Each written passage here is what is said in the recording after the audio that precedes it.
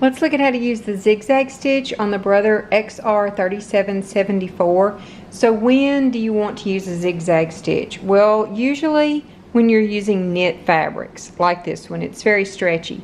If you have a straight stitch, what do knits do? Well, they stretch, and when you stretch it, it breaks, which is not fun.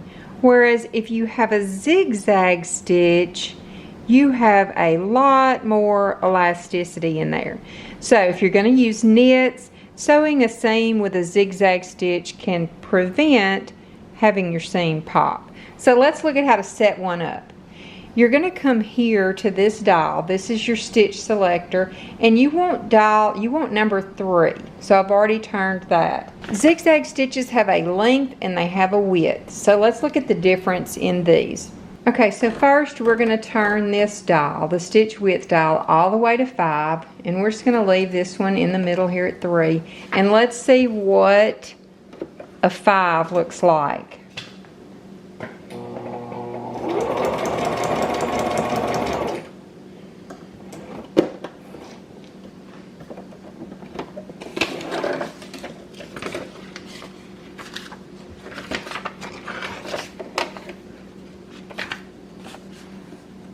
So this is what your width of 5 is going to look like. Now let's go all the way down to, let's do about 1.5. You don't want to go all the way to 0 because that, if there's no width, you're going to have a straight stitch. So now let's look at what a width of about 1.5 looks like.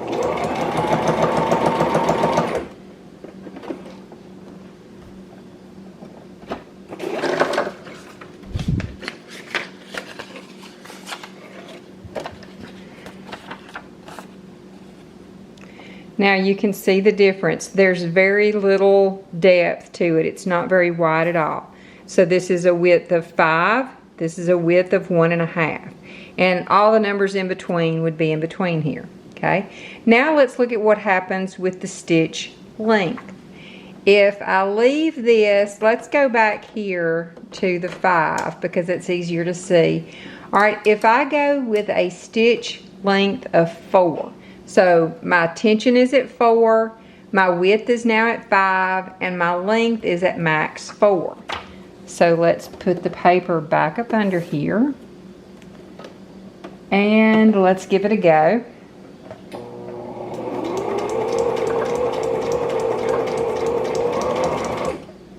Okay.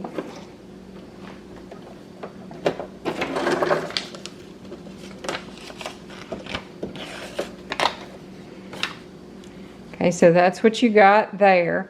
Now we're going to take this and we're going to run it all the way down to about a 1. And let's see what a length of 1 gets you.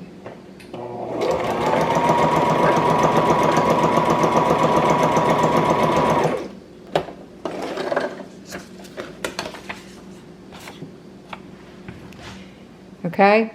So now you can see the difference in the settings of your zigzag. This one was a width of 5. This was a width of like 1.5. This still had a width 5, but it had a length of 4. This had a width of 5, but a length of 1. So the width determined how big the bar is, how wide the bar is, and the length determines how close your stitches are together. If you keep on going down to the F, you're going to get a satin stitch. It's going to be right on top of each other. So, very interesting. Now, your stitches 4, 5, 6, and 7, those are also variations of your zigzag, and I will go into those shortly. So, thanks for watching.